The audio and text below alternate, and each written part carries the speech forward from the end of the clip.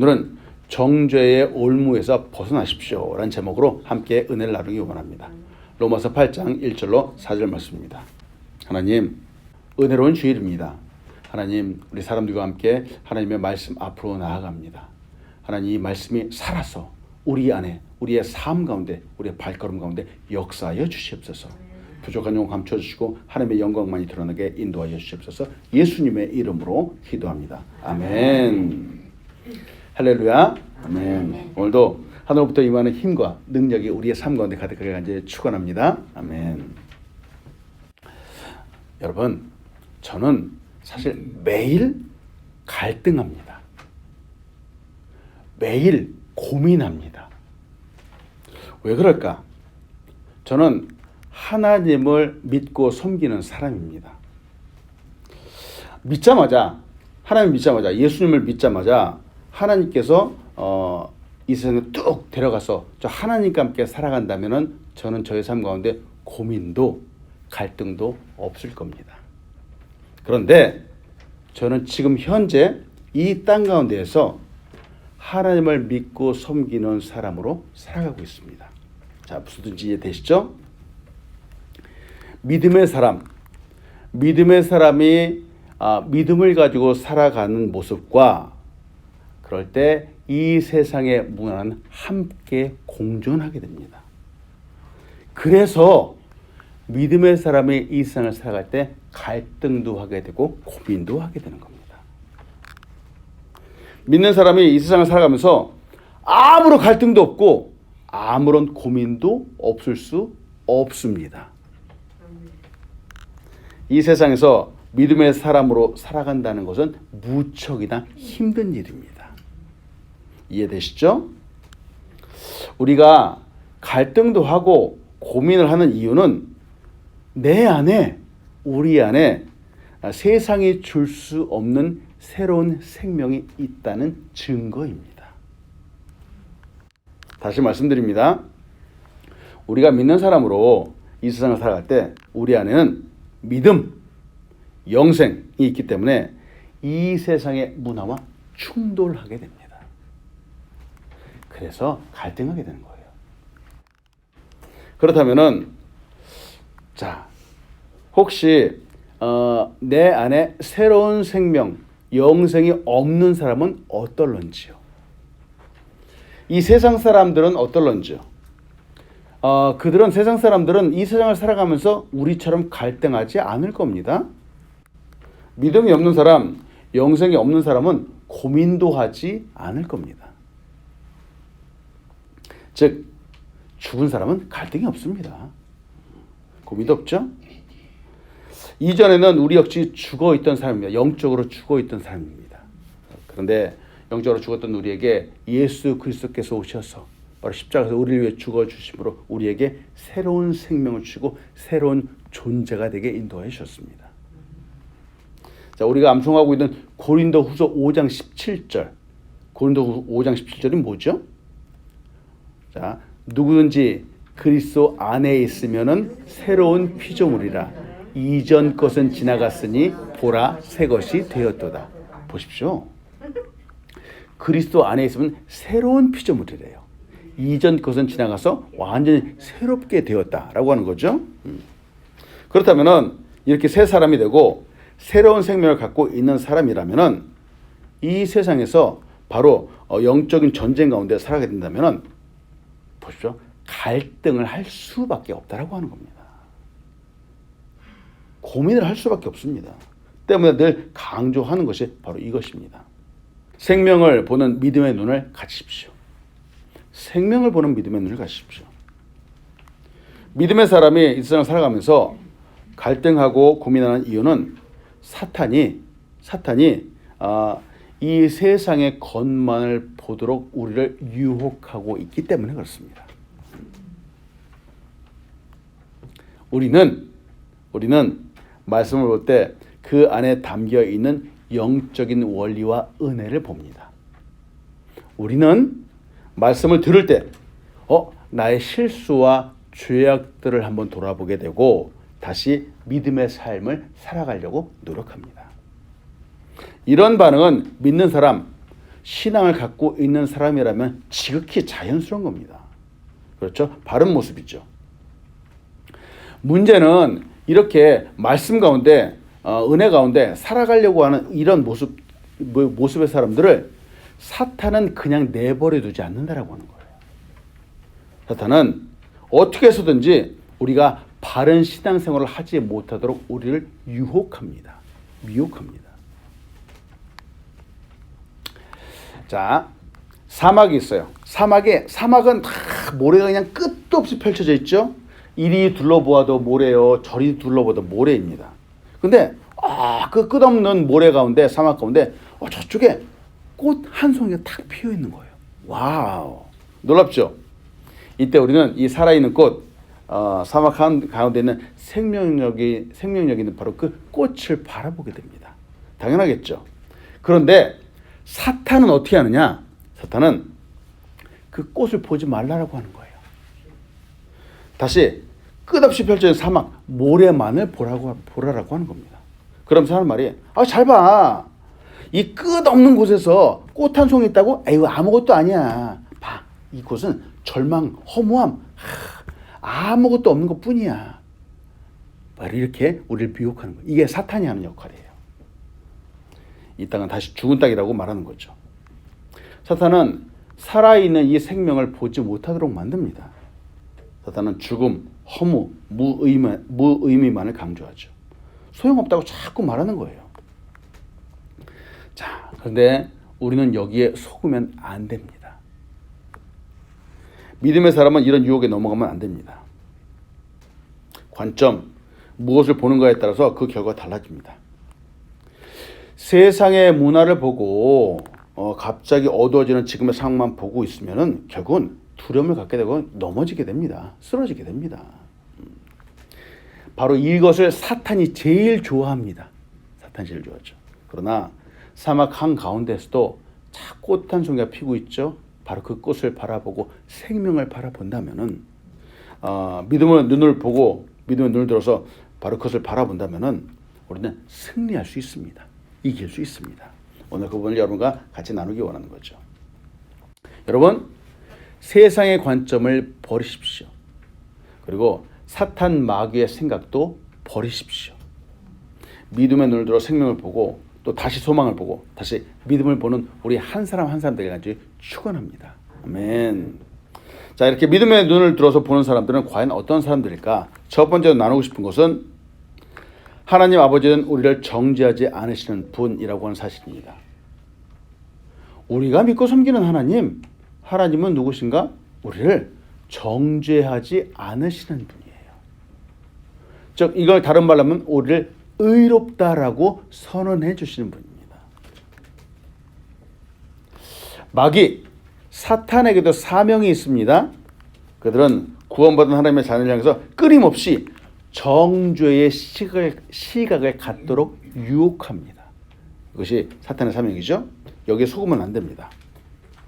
자, 로마서 8장 1절로 2절입니다. 우리 같이 한번 읽어보겠습니다. 시작. 그러므로 이제 그리스도 예수 안에 있는 자에게는 결코 정죄함이 없나니 이는 그리스도 예수 안에 있는 생명의 성령의 법이 죄와 사망의 법에서 너를 해방하였습니다. 아멘.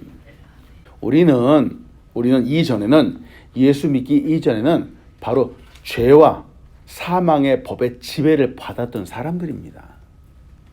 그러나 예수 믿은 이후로는 예수 안에서는 바로 생명의 성령의 법 안에서 이제 살아가게 되었습니다.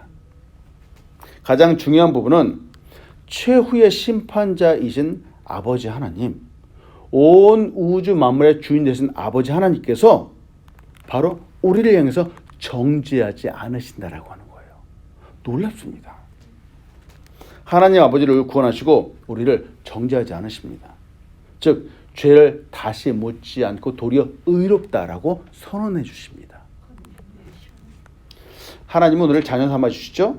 하나님은 우리의 아버지가 되어 주십니다.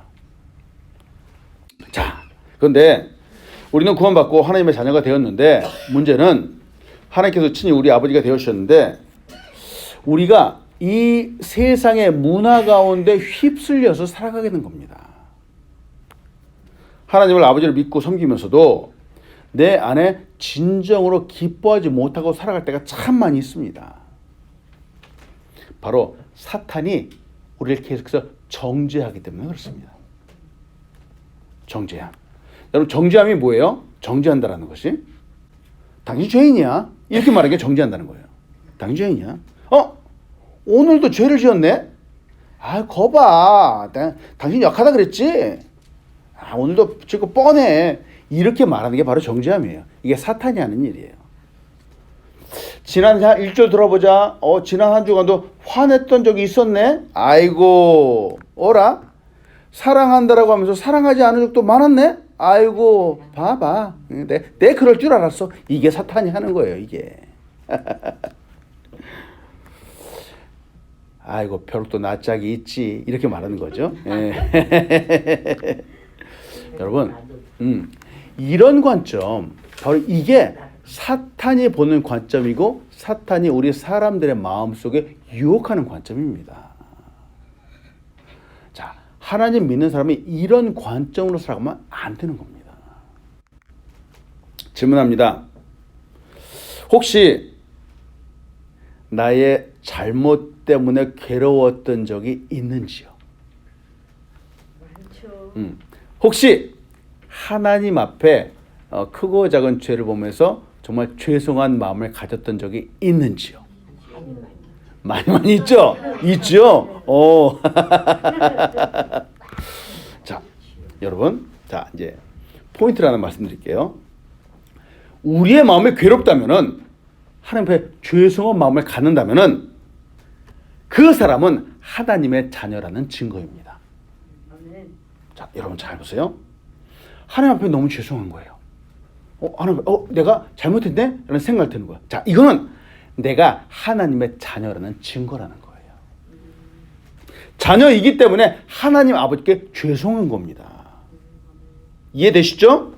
자녀이기 때문에 말씀을 따라서 살지 못한 것이 내 안에 큰 버든, 큰 부담으로 다가오는 겁니다.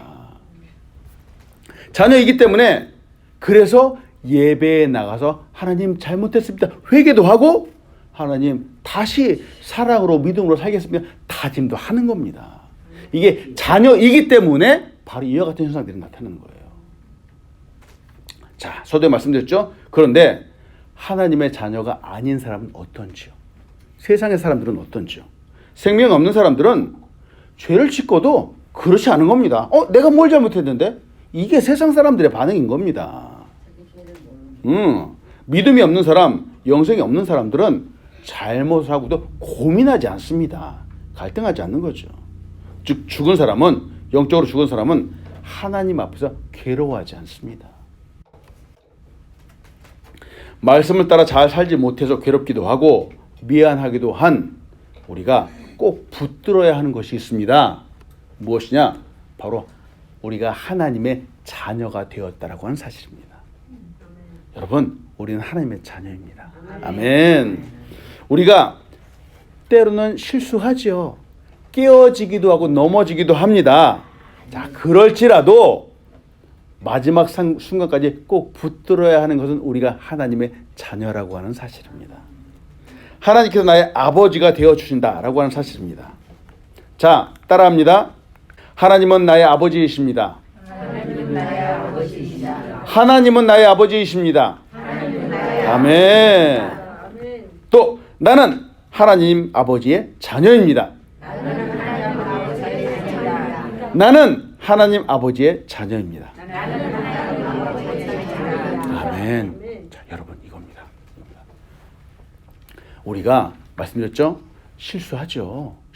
화를 내기도 하죠. 말씀대로 살지 못하기도 하죠. 그런데 괴로운 겁니다. 괴로운 일은 바로 우리가 하나님의 자녀이기 때문에 그런 겁니다. 아멘. 여러분, 인생의 어떤 순간 가운데서도 우리가 하나님의 자녀가 되었다라고 하는 이 사실을 결코 놓치지 마십시오. 꼭 붙잡고 살아가십시오. 자녀도 실수합니다. 탕자도 그랬죠? 자, 탕자 실수해서 참 허랑방탕해서 재산을 가지고 먼 나라에 가서 탕진하고 살았는데, 그런데 탕자의 아버지는 어땠습니까? 아버지는 언제나 항상 아들이 돌아오기만을 기다리고 있었습니다. 우리의 하나님 아버지도 그렇습니다. 하나님도 언제나 항상 우리를 기다려 주십니다. 우리가 실수해도 하나님은 정죄하지 않으시는 분입니다. 우리를 품어주시는 분입니다. 오늘도 이 사실을 믿으시고 믿음으로 승리하는 우리가 되길 간절히 축원합니다. 아멘.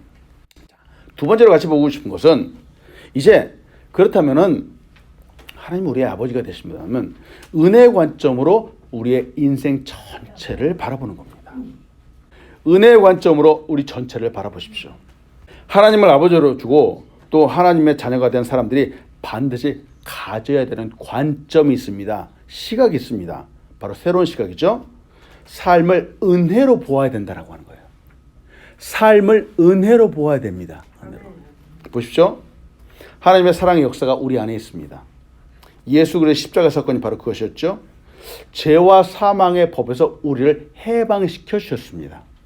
그런데 우리를 이렇게 단순히 딱 구원하는 그것만으로 끝나지 않았습니다. 구원하신 우리가 이 땅 가운데서 잘 살아갈 수 있도록, 즉 승리하며 살아갈 수 있도록, 믿음으로 살아갈 수 있도록 우리를 인도해 주시는 것입니다. 바로 생명의 성령의 법을 주셨죠. 성령이가 함께 살아가도록 우리를 이끄시는 겁니다. 인도해 주시는 거죠. 신앙생활, 믿음 생활을 잘 하도록 우리를 이끌어 주시는 거예요. 때문에 여러분, 우리의 삶 전체를 볼 수 있어야 됩니다. 여러분 오늘 이 부분을 꼭 붙잡으세요. 지금 당장 어려운 사람들이 있는 거 알아요. 지금 당장 돈도 없고 지금 당장 내 몸도 아프기도 하고 내가 원하는 것이 뜻대로 잘 풀리지 않는 것이 있다는 거 알아요. 뜻하지 않은 일들이 일어나기도 하죠. 그래서 어렵고 힘들고 괴로울 수 있습니다. 그러나 저는 믿습니다. 우리의 인생의 끝, 그 일들의 끝은 언제나 큰 선함이 있다는 사실을 저는 믿습니다. 아멘. 자, 로마서 8장 28절이에요. 우리 같이 한번 읽어보겠습니다. 시작. 우리가 알거니와 하나님을 사랑하는 자, 곧 그의 뜻대로 부르심을 입은 자들에게는 모든 것이 합력하여 선을 이룹니다. 아멘. 이 모든 것 가운데는 형통함도 있지만 우리를 괴롭게 하고 힘들게 하는 것도 있습니다. 근데 보십시오. 모든 것들이 합력하여서 결국은 아름다운 선을 이루는 것입니다. 자, 그런데 사탄은, 우리를 미혹하는 사탄은 이 전체를 보지 못하게 만드는 거예요. 그래서 부분만을 보고 자꾸 실망감을 갖도록 우리를 미혹하는 겁니다. 정죄의 올무로 우리를 얽어매려 하는 거죠. 자, 사탄이 우리를 미혹하는 것 중에 하나가 뭐냐? 이거예요. 봐봐. 아니 그렇게 열심히 기도하고 그렇게 열심히 예배했는데 봐. 원하는 거 하나도 이루어지지 않았잖아. 이게 사탄이 주는 거예요. 거봐. 그렇게 신앙생활 열심히 하면 힘들다고 했잖아. 잠도 제대로 못 자면서 그렇게 하는 게 그거 잘하는 거야? 이게 사탄이 유혹하는 거예요. 그렇게 열심히 기도했는데 몸도 아프지? 건강도 좋지 않지? 거봐. 적절하게 대충 하라고 내가 얘기했지? 이게 사탄이 주는 거예요. 사탄이 주는 거예요. 열심을 내보았자 당신만 힘들어. 누가 알아주지도 않잖아. 적절하게 하면 되는 거야. 라고 우리를 유혹하죠. 자, 질문합니다. 우리의 마음속에 혹시 이런 생각을 혹시 해본 적이 있는지요? 자, 지난번 말씀드렸죠? 우리의 삶 가운데 믿음으로 살아가는 사람 가운데 우여곡절이 늘 있다라고 하는 사실을 여러분 말씀드렸습니다. 잘 되는 것도 있는 반면 어렵게 힘든 순간들도 있습니다.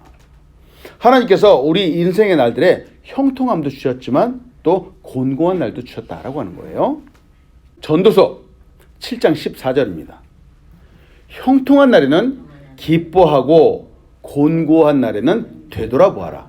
이 두 가지를 하나님이 병행하게 하사 사람이 그 장래 일을 능히 헤아려 알지 못하게 하셨느니라. 보십시오.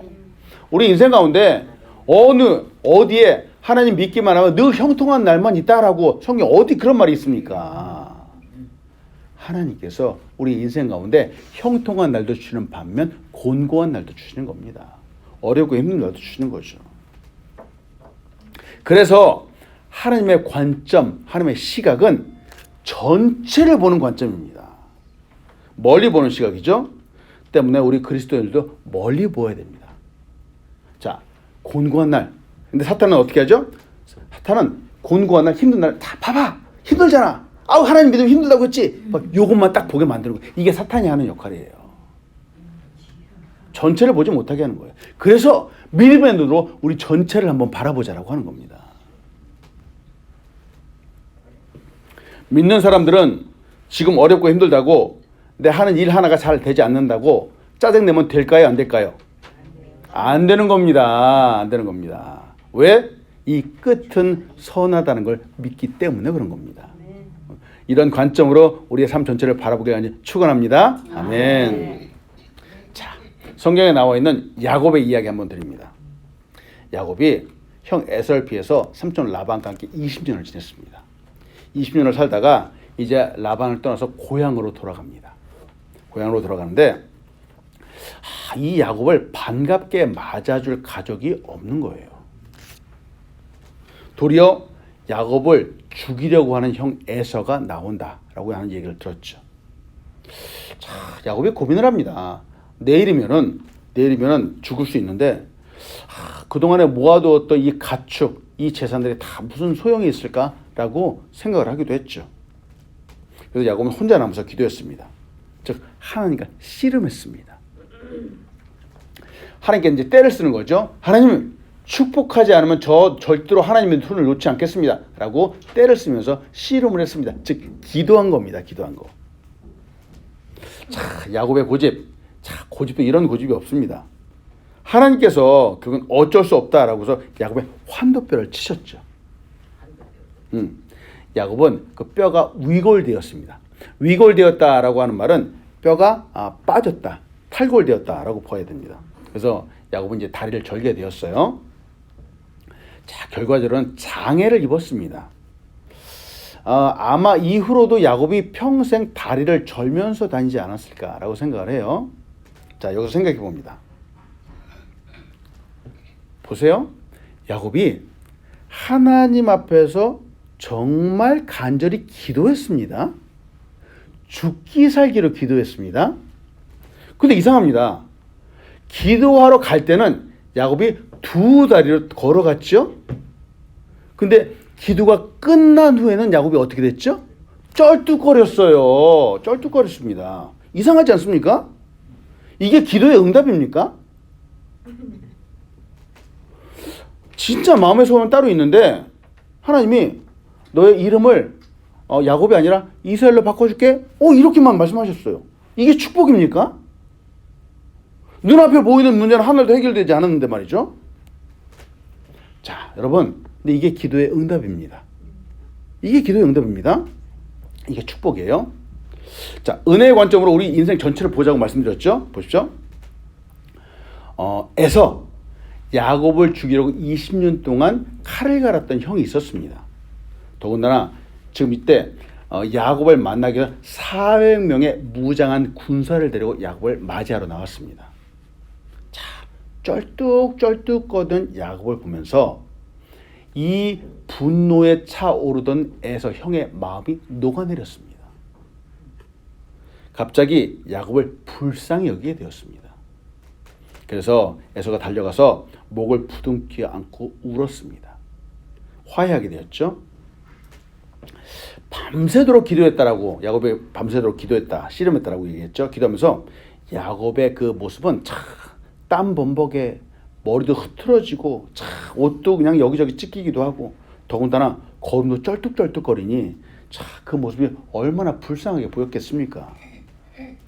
기도했습니다. 기도했는데 다리를 절게 되었습니다. 내가 원하는 응답이 지금 당장 이루어지지 않았지만 보십시오. 근데 그 결과는 축복으로 나타났습니다. 그래서 인생 전체를 보자라고 하는 겁니다. 인생을 은혜로 보자라고 하는 겁니다. 우리의 삶에도 이러한 일들이 많죠. 하나님께서는 내가 원하시는 것들이 있는데, 내가 늘 기도하는 것들이 있는데 이상하게 다 들어주지 않습니다. 그런데 이 들어주지 않는 그것 때문에 도리어 또 다른 문을 열어주시기도 합니다. 이게 하나님의 축복이라고 하는 거죠. 하나님이 때로는 나를 연약하게 만듭니다. 약하게 만듭니다. 그런데 이 연약함 때문에 도리어 더 큰 재앙을 막아주실 때가 있습니다. 제가 보면서 한번 충격을 받았던 이야기가 있습니다. 바로 이거예요. 여러분 찰리 채플린 아시죠? 미국의 영화가예요. 희극가. 찰리 채플린이 이런 말을 했어요. 인생이란 가까이서 보면 비극이지만 멀리서 보면 희극이다 라고 말하는 거예요. 자, 어떻게 공감이 좀 되세요? 하나하나를 보면 참 괴롭고 힘든 날들이 많은데 인생을 멀리서 돌아보고 보면 그래도 잘 살았네 이렇게 말할 수 있다라고 하는 거예요. 보세요. 지금 당장은 어려울 수 있습니다. 마음도 상하는 것 같습니다. 나의 기도가 응답되지 않는 것 같습니다. 그런데 그 끝은 축복이다라고 하는 사실을 여러분 믿으시기 바랍니다. 아멘, 아멘. 끝으로 세 번째 같이 보고 싶은 것은 그렇다면은 은혜 가운데 이제 성령을 따라서 행동하는 것이 남았습니다. 믿음으로 우리 인생 전체를 바라보았다면 이제는 믿음으로 살아가는 겁니다. 행동하는 것. 바로 그것이 필요하죠. 우리를 자녀 삼아주시고 우리를 믿어주시고 은혜를 베푸시는 분이 계시다면 이제는 믿음으로 행동해야 됩니다. 더 이상 이 올무에 묶여 있기만 하면 안 됩니다. 정죄함에 매여 있으면 안 됩니다. 은혜 가운데 믿음으로 나아가야 됩니다. 믿는 사람이란 정말 믿음 가운데 살아가는 사람이란 뜻이죠. 신앙인이라고 하는데 무늬만 그리스도인이 되면 안 됩니다. 로마서 8장 3절로 4절입니다. 율법이 육신으로 말미암아 연약하여 할 수 없는 그것을 하나님은 하시다니 곧 죄로 말미암아 자기 아들을 죄 있는 육신의 모양으로 보내어 육신의 죄를 정하사 육신을 따르지 않고 그 영을 따라 행하는 우리에게 율법의 요구가 이루어지게 하려 하심이라 말합니다. 감나무가 있었습니다. 그런데 감나무 밑에는 꼭 입 벌리고 서 있는 사람이 있습니다. 감아 떨어져라 라고 입 벌리고 서 있는 사람이 있습니다. 자, 그러면 그 감을 먹을 수 있습니까? 뭐 없습니다. 없습니다. 이거는 바른 방법이 아닙니다. 자, 감을 마시는 단감을 먹으면 몸을 움직여야 됩니다. 신앙생활이 이와 같습니다. 그냥 감 떨어져라 라고 어떻게 하면 신앙생활이 잘 되겠지라고 생각하면 안 되는 겁니다. 은혜를 알고 믿고 그렇다면 그 가운데 성령과 함께 믿음으로 헌신해야 되는 겁니다. 아멘. 즉 인생의 우여곡절 가운데 흔들리지 않는 믿음을 갖기 위해서 추구해야 되는 겁니다. 믿음은 자동으로 오지 않습니다. 아멘. 어려움 가운데 그래도 하나님 붙잡고 나갈 때 산을 옮길 만한 믿음이 내 안에 생기는 거예요. 어느 누가 믿자마자 싹 산을 옮길 만한 그냥 이따만한 믿음이 생깁니까? 아니, 결코 그렇지 않습니다. 오늘도 어려워도 하나님 바라보고 어려워도 말씀 보고 어려워도 기도하고 그때 믿음이 생기는 겁니다. 지금 우리가 사는 시대는 내일을 예측하기 힘든 시대이죠. 경제, 물가가 모두 예상을 뛰어넘었죠. 힘든 세대라고 말합니다. 다시 말씀드립니다. 바로 이때 지금 우리가 살아가는 이 시대에 더욱 믿음을 굳건히 해야 되는 때입니다. 때문에 여러분 교회 와서 하나님을 향하여 예배하는 여러분 잘하시는 겁니다. 잘하시는 겁니다. 세상은 지금 당장 눈앞을 보라고 이렇게 힘든데 예배가 무슨 소용이야 라고 이렇게 미혹하는데 여러분 여기에 넘어가면 안 됩니다. 팬데믹이라고 사람들이 다 교회 안 가고 다 인터넷으로 예배하는데 너도 그렇게 하면 돼. 아니요, 절대로 그렇게 하면 안 됩니다. 저는 지금이 오히려 우리 그리스도인들이 더욱 믿음을 강하게 하면서 하나님 앞에 영광 올려드려야 될 때라고 생각을 합니다. 진짜 믿음이 무엇인지요? 올무에 매여 있지 않은 믿음이 무엇인지 보여줘야 할 때가 바로 지금입니다. 오늘도 이 믿음으로 승리하는 우리가 되게 하는지 축원합니다. 아멘. 말씀 맺습니다. 예수님의 십자가를 의지해서 오늘 승리하는 우리가 되게 하는지 축원합니다. 하나님은 우리가 믿음으로 행동하기 원하십니다. 우리에게 주어진 사명을 따라서 잘 살아가는 거죠. 세상에 기죽지 않는 겁니다. 자, 고린도서 1장 18절 우리 같이 한번 읽어보겠습니다. 시작. 십자가의 도가 멸망하는 자들에게는 미련한 것이요 구원을 받는 우리에게는 하나님의 능력이라. 아멘. 사탄은 그리스도인 하나님을 사랑하고 말씀을 따라 살려고 하는 사람을 유혹합니다. 그리고 정죄합니다. 어제도 너 하나님 믿는다고 하면서 어제도 죄 지었지? 라고 정죄하는 거. 끊임없이 정죄합니다. 여러분, 여기에 넘어가면 안 됩니다. 우리는 어떠한 삶의 순간, 비록 우리가 약해서 실수한다라고 하더라도 우리가 하나님의 자녀이다라고 하는 사실 여러분 꼭 붙잡으십시오. 아멘. 하나님께서 우리의 아버지가 되어주시다라고 하는 이 사실을 우리의 가슴에 품으십시오. 우리를 자녀 삼기 위해서 하나님 아버지는 예수 그리스도의 십자가를 이 땅에 주셨습니다. 세상은 이 사실을 알지도 못하고 알려고 하지도 않으며 도리어 미련한 것이다 라고 사람들에게 유혹하는 거죠. 여러분, 그러나 이것은 예수님 십자가는 하나님의 능력입니다. 하나님의 사랑입니다. 저는 압니다.